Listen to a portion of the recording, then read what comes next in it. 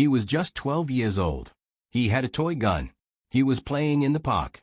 2 seconds after police arrived, he was dead. No warnings. No questions. Just bullets. This is not just the story of a boy who was killed. This is the story of a system that decided his life didn't matter. This is the story of Tamir Rice.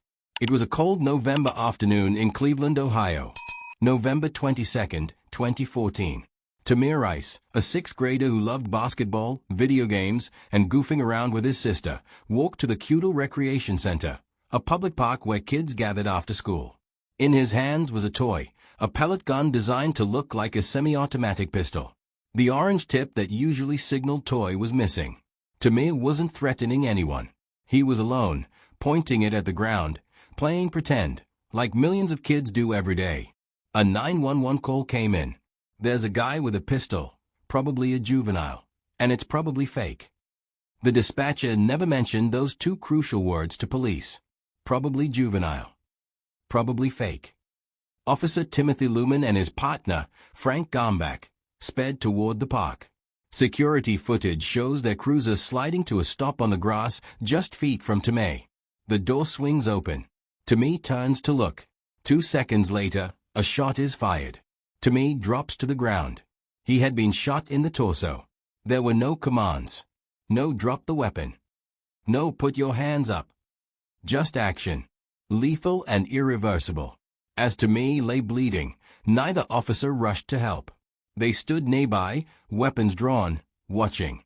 It wasn't until 4 minutes later that an FBI agent, who happened to be nearby, arrived and gave first aid.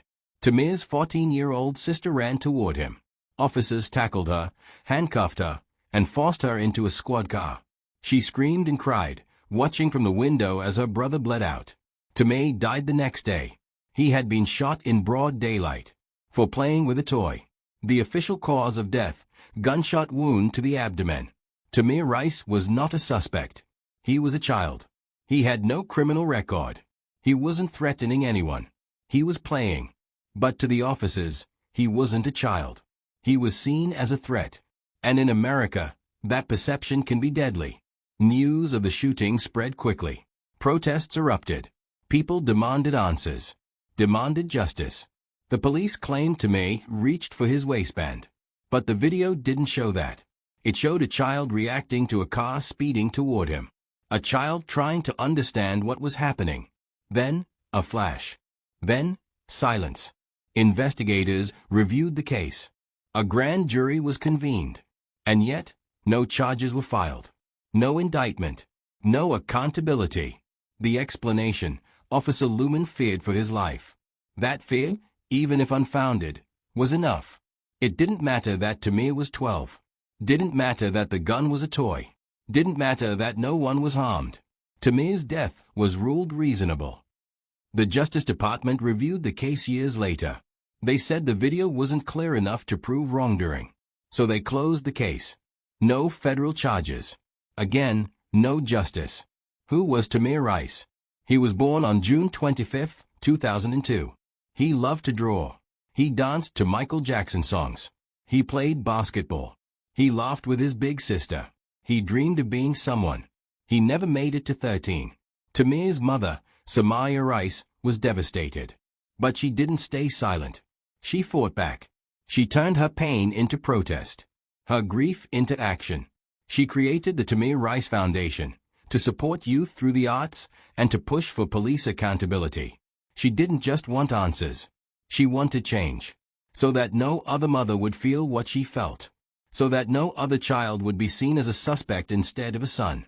The officer who pulled the trigger, Timothy Lumen, had previously been deemed emotionally unstable by another police department. But Cleveland hired him anyway. The dispatcher who failed to mention that the gun was probably fake. She was suspended for 8 days. There was no apology, no trial, no conviction, just excuses. Tamir's face became a symbol of a broken system, of a justice process that protects power, not people, of how black children are robbed of childhood. Tamir wasn't a man. He wasn't a monster. He wasn't a threat. He was a 12-year-old kid with a toy gun. And he was gunned down in 2 seconds. His name joined a long list. Trayvon, Mike, Sandra, Brianna, George. Tamir. Say his name. Tamir. He could have been anyone's son, anyone's brother, anyone's friend. What does it say about a society that lets this happen again and again? What does it say when justice is the exception, not the rule? What does it say when a child can be executed in public and nothing changes? Tamir's story is not an isolated tragedy. It's a pattern. It's a warning. And it's a question. How many more? How many more names? How many more children? Tamir Rice should be alive today. Instead, he became a statistic, a headline, a symbol. But he was more than that. He was a boy. He had dreams. He had a future. He had a right to live. And the system took that from him. Remember his name, Tamir Rice. And never let them forget.